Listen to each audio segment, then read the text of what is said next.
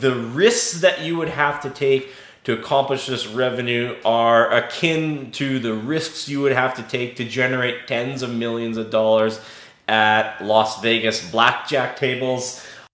I can see the whole wide world with these two eyes, and I can be whoever I wanna be, 'cause it's my life. Hi, thanks for tuning in for another episode of Ask Spurl CPA. Today as the Edmonton Business Coach, we're talking about how 1% market share is all you need. As the Edmonton Business Coach, again, we're talking about how 1% market share is actually all you need. And I have Michael here with me. Michael, how you doing? I'm good. How about you? Oh, pretty good. So this is Michael's first day on the job, and we made him do a YouTube video. That ever happened to you before, Michael? No, that's No. actually the first time. It's trial by fire for sure here. So the quote that we have here today, it's a Gary Vaynerchuk quote, and it says, even if your ambitions are huge, start slow, start small, build gradually, and build smart. And the statistic that we have here are 50% of all Canadian businesses go out of business within 5 years. And 42% of these failed business owners will list the inability to attract enough customers as one of the primary reasons for their failure, making the inability to attract enough customers as the single most common reason for business failure. And the story that we have here are entrepreneurs that come to us and they have plans of generating tens of millions of dollars of sales within their first 5 years. They've watched a lot of Shark Tank episodes. They think they're the next Facebook, and they think they're going to generate tens of millions of dollars in the next 5 years, the first 5 years of their business. So Michael, what are the questions that you think these business owners should be asking? How long have you been studying, running, and advising businesses? So I have now been either running, studying, or advising small businesses for 21 years. So I might be dating myself a little bit, but 21 years I have been, either studying, running, or advising, or a combination thereof, normally small businesses. How many businesses start doing tens of millions in their first 5 years? Zero that I have ever seen. So zero that I have ever seen. And if I knew how to do it, I would have done it. So zero that I have ever seen, but there have been so many more that tried and maybe think that's the normal. And sometimes it's a little bit of that pop culture that probably thinks them falsely that is the norm. Next, what sorts of risk do you believe would be necessary to accomplish this revenue? I think the risks that you would have to take to accomplish this revenue are akin to the risks you would have to take to generate tens of millions of dollars at Las Vegas blackjack tables, any sort of sports betting. It is possible, but the level of risk that you'd have to do is significant. I mean, we can make tens of millions of dollars on the lottery as well. But the level of risk and the statistical chance that we're going to achieve that goes dramatically down. So I believe that, some of the risks that you'd have to take, it affects the rate of success. Does that level of risk almost guarantee failure? I think, yeah, certainly that level of risk is almost going to guarantee that business owner is going to succeed. If they took a more moderate approach to the risk that they were willing to take, they'd probably have a higher chance of success, but they wouldn't have that, lightning in a bottle home run right out of the gates, so to speak. Will a successful small business generate more wealth than most people realize? Yeah, here's what most people don't realize. They think that they have to do, 10 million, 20 million, 30 million, 100 million to start generating, real significant wealth. What they don't realize that even a successful small business will probably make them, statistically, the richest person in their family. It will make them more money than they would make in any other profession. It will translate into a seven-figure sale when they eventually sell the business when they retire, $1 million or more. The types of wealth that it's going to, facilitate, a lot of small businesses, I define these successful small businesses as, you're able to make $100,000 more, so 6 figures more than if you had a job in that industry. and you're able to sell this small business 10 years later, or retirement at $1 million or more. These are successful small businesses, and they're going to put you in the top 1%. They're going to probably make you richer than anyone you know or anyone in your family.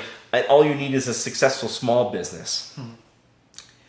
What does the revenue normally look like in these successful small businesses? Yeah, so often like the revenue in these successful small businesses is single digit millions, or even sometimes hundreds of thousands. A lot of times we're looking at $500,000 or more. These businesses start to develop real market value, that you can actually sell this business for a significant sum once it's delivering $500,000 or more, and that's value that you otherwise would never have if you were working for someone or operating a business that was really, really small. So oftentimes we're looking at $500,000 or $1 million or $2 million or $3 million, and that starts to generate real significant wealth that most people would otherwise have no shot at.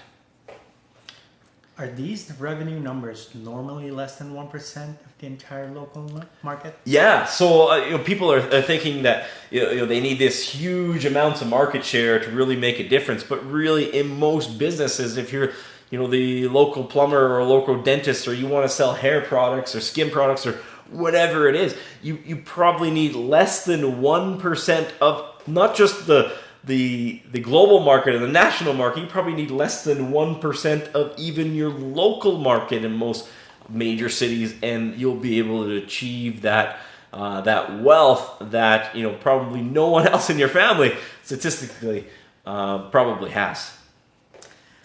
Are there strategies to build this size of businesses with far less risk? Yeah, so most of these small, building a big business is, there's only so many Facebooks, and there's only so many Googles and Amazons and Chevron Energies that come around. But in terms of building a small business, there's real defined methods that people have used, and if you simply deploy them, you can increase your chances of success, far greater than if you're going for that one big home run.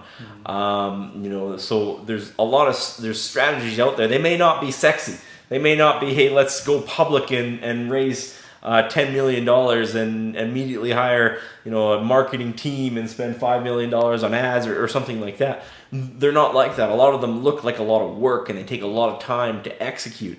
But if you're actually able to stick with these strategies, the chances that you're going to be able to succeed are far greater. Statistically, they're far greater that you can succeed on that smaller scale than, going for that, I want to be a billionaire type of attitude. I'm sure there's a song there on that one. But so I think there's far less ways to build wealth, a degree of wealth that most people will be more than satisfied with.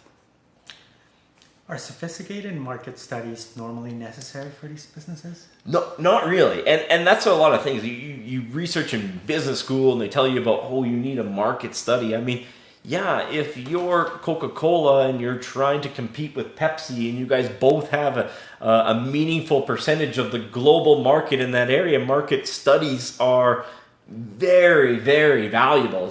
Capturing, another percentage point on that market is astronomically big to the shareholders, and it doesn't matter if you spend $100,000 or $1 million on this market study. It's going to pay back tenfold for those big companies. But when we're talking about these small businesses, these successful small businesses, and I mean these successful small businesses where you make more than $100,000 more than you would if you were an employee in this type of business. And it's something that you can sell for $1 million or more eventually down the road. You can do this with less than 1% of the market share, so which renders a lot of these sophisticated market studies pretty useless. I mean, it doesn't. You can do it with capturing less than 1% of the market. So a lot of these sophisticated market studies are probably not all that useful for a lot of small businesses. Is there any substitute for getting feedback on a monetized minimal viable product? I don't think so. I think that is the market study. You get to your minimal viable product as quickly and as cheaply as possible, and you get that out to the marketplace. And when you actually sell it to another person, they'll give you the real feedback. There's no substitute for that market analysis. You know, some people can say something on a survey, but when it comes time to actually put their dollars down and give you a credit card number or write you a check, you know, everything changes, right? And not just will they do it or not, but sometimes it's what's the feedback that they give, right? There's no substitute for actually trying the product or service and getting that feedback and developing your product like that. That's what's going to tell you if it's going to work or not. So these business owners are considering they need, you know, real sophisticated market research. I would encourage you, you know, how much will it cost to just get to your minimal viable product and actually start selling something that you can get feedback on.